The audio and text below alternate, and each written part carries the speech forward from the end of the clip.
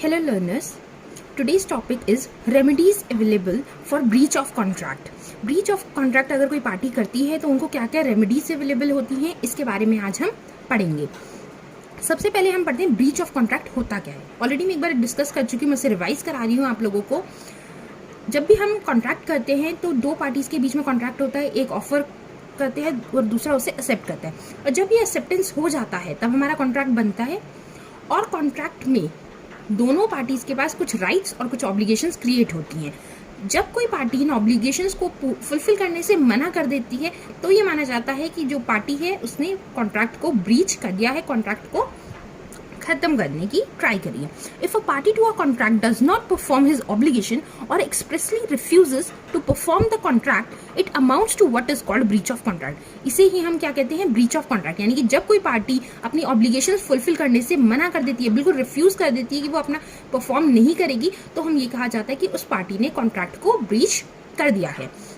इसमें हमारी to parties involve हैं, एक डिफॉल्टिंग पार्टी और एक अग्रीव्ड पार्टी। डिफॉल्टिंग पार्टी वो होती है जिसने कॉन्ट्रैक्ट करने से मना कर दिया है, रिफ्यूज कर दिया है, अपनी ऑब्लिगेशन फुलफिल करने से मना कर दिया है। और अग्रीव्ड पार्टी वो पार्टी होती है जिसको इस परफॉर्मेंस की वजह से लॉस हो रहा है। जिसको लॉस होगा वो हमारी अग्रीव्ड पार्टी है। क्या क्या रेमेडीज अवेलेबल है अग्रीव्ड पार्टी के लिए? सबसे पहले एक्सोनरेशन या रिसेशन जिसे हम बोलते हैं। रिसेशन क्या होता है, इसमें आप एग्जांपल से मना करती हूँ, मना कर देना। फॉर एग्जांपल, मोहन ने प्रॉमिस करा था कि वो सोहन को गुड्स देगा और सोहन उसकी जगह पर उसको 10,000 रुपीज प्रोवाइड करेगा।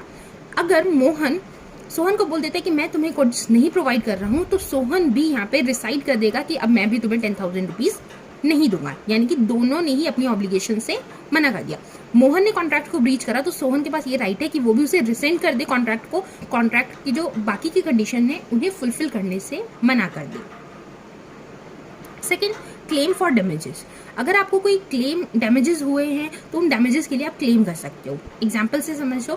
फॉर एग्जाम्पल, ए ने बोला था कि मैं बी को 50 रुपीज ईच पे गुड्स प्रोवाइड करूंगा, और बी ने यही बात सुन के कि मैं आगे कॉन्ट्रैक्ट कर लिया सी से, और उसने ये कॉन्ट्रैक्ट किया था मैं 55 ईच में वो गुड्स आप सी को डिलीवर कर दूंगा, और डेट उनकी फिक्स हुई थी 20 जुलाई।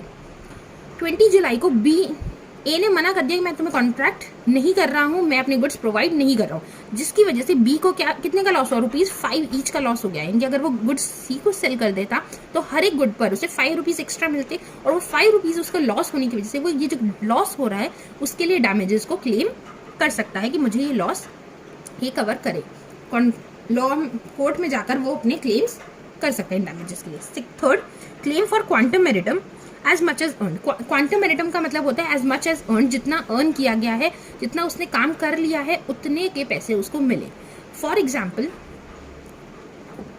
ए ने कॉन्ट्रैक्ट करा था बी के साथ कि ए जो है उसको हाउस बना के देगा और बी उसकी जगह उसको 50 लाख रुपीज देगा। लेकिन जब थोड़ा कंस्ट्रक्शन का काम स्टार्ट हो गया, बीच में ही बी मना कर देता है कॉन्ट्रैक्ट नहीं करना मुझे आगे, कि तुम कॉन्ट्रैक्ट आगे फुलफिल मत करो और मैं तुम्हारे को आगे इसके हमारे बीच में जो भी कॉन्ट्रैक्ट था वो हम कैंसिल कर रही हैं।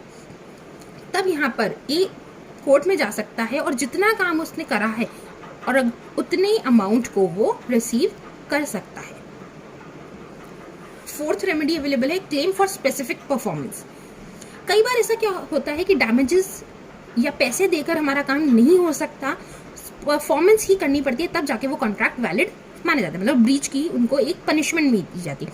फॉर एग्जाम्पल, ए ने बहुत ज़्यादा अपनी पसंद का वो घर खरीदना चाहता था एक ऐसी लोकेलिटी में, उसने उसके लिए सर्च वगैरह करा और फाइनली सर्च करने के बाद उसे एक बी का घर पसंद आ गया। बी भी रेडी हो गया, कॉन्ट्रैक्ट कर लिया इन्होंने आपस में कि हम एक दूसरे को, मतलब ए जो है बी अपना घर ए को सोल्ड आउट कर देगा। लेकिन थोड़े टाइम बाद बी रिफ्यूज कर देता है कि मैं अपना घर नहीं दे रहा हूँ। तब यहाँ पर ए कोर्ट में जा सकता है और बी के अगेंस्ट केस कर सकता है कि मुझे उसी लोकेलिटी में वैसा ही घर चाहिए था जो कि अब मेरे को अगर वो डैमेजेस दे भी दे तो वो फुलफिल नहीं हो पाएगा, तो इसलिए आप स्पेसिफिक परफॉर्मेंस करो जिसकी वजह से जो भी मेरा लॉस हुआ है वो कवर अप हो सके। या तो वो उसी सेम लोकेलिटी वही घर को दे या फिर उसी लोकेलिटी में कोई और घर उसे ढूंढ कर दे, तो ये रिस्पॉन्सिबिलिटी बी की हो जाएगी। And the last one is claim for injunction. Injunction का मतलब होता है किसी पार्टी को रोकना किसी काम करने से जिस काम के लिए उसने कॉन्ट्रैक्ट किया था कि मैं ये काम नहीं करूंगा, इस काम को कॉन्ट्रैक्ट करने से रोकने के लिए।